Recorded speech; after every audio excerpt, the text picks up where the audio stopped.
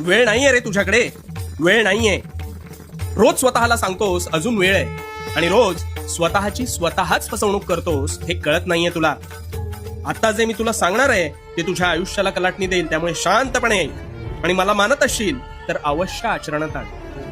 तुला असं कित्येक वेळेस वाटतं ना, अरे खूप पटकन गेलं हे वर्ष, कळलंच नाही, खूप लगेच पुन्हा तेच सण आले. तर हो, या पृथ्वीचा वेग तसाच आहे, पण तुझ्या कार्याचा वेग मात्र मंदावलाय हे तू विसरतोस. ही धरणी त्याच वेगाने घिरट्या घालतीये, पण तू मात्र तुझ्या सुप्त मनाच्या आरामशाही जाळ्यात अडकून पडलायस. कसं ते सांगतो.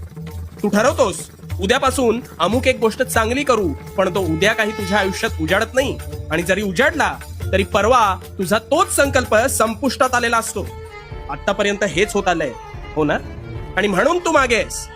अरे वेळेचा वेग तोच आहे, पण तुझ्या कार्याचा, हालचालींचा वेग मात्र मंदावलाय, आणि म्हणून तुला वेळेचं भान राहत नाही.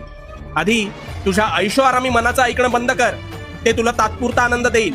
आणि उठ, तू या भूतलावर मानवी रूपात जन्म घेतलास, तुझ्या तल्लक बुद्धीचा आणि बुद्धी चातुर्याचा योग्य वापर कर.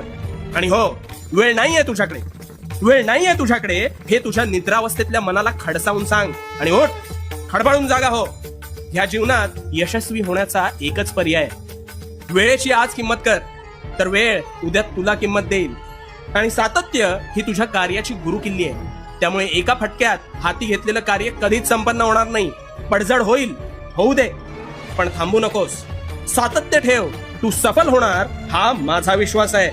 आणि भिवू नकोस, भिवू नकोस, कारण मी तुझ्या पाठीशी आहे.